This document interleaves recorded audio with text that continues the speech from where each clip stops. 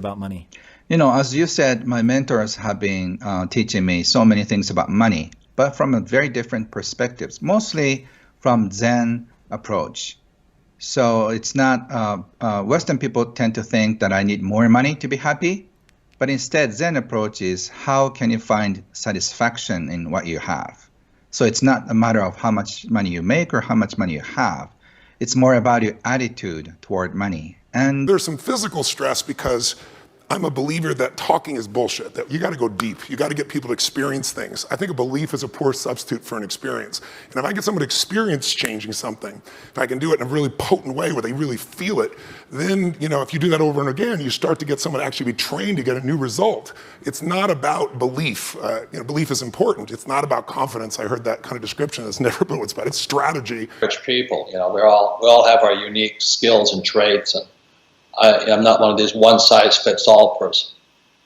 And like when I listen to so-called financial planners, they say just give your money to them and they'll invest it in a well-diversified portfolio of stocks, bonds, mutual funds, and ETFs. And for the average person, that's not bad advice. Financial advice.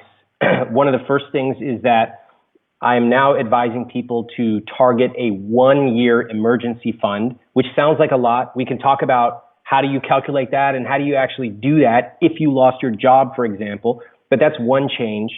Another thing that I've really been talking to people about is the psychological mindset of how to take action right now. And, there's a little framework that I've been sharing with people, which is step one is you have to accept reality. And that means as an adult, really, when I was the CEO of my company, I felt like I was the head of a family or head of a really big household. No question.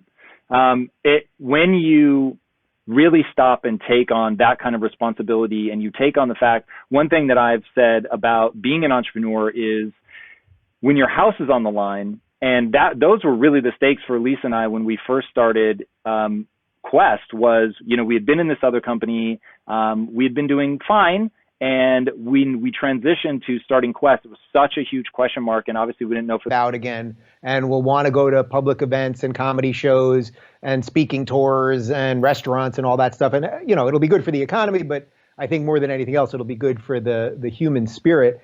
I did have a call a couple of weeks ago with all the top brass at Penguin Random House, and they said, do you want to delay the book, and we just don't know what's going to happen with shipping, and we don't know if people will be at the stores and all of those things. And my feeling is this is the first book I've ever written. I finished the book last July, so July of 2019, and then you edit for a couple months, but really I stopped touching the book probably right around Thanksgiving of 2019. We're in April now, so I've been sitting on this thing for a long time. The ideas that I talk about in the book, I think, are mostly timeless ideas. But, like anyone that does anything, when you do something, you create something. It's a piece of art, it's a book, it's a comedy skit, whatever it might be. You build something. You don't want to sit on it forever. You want to do it and kind of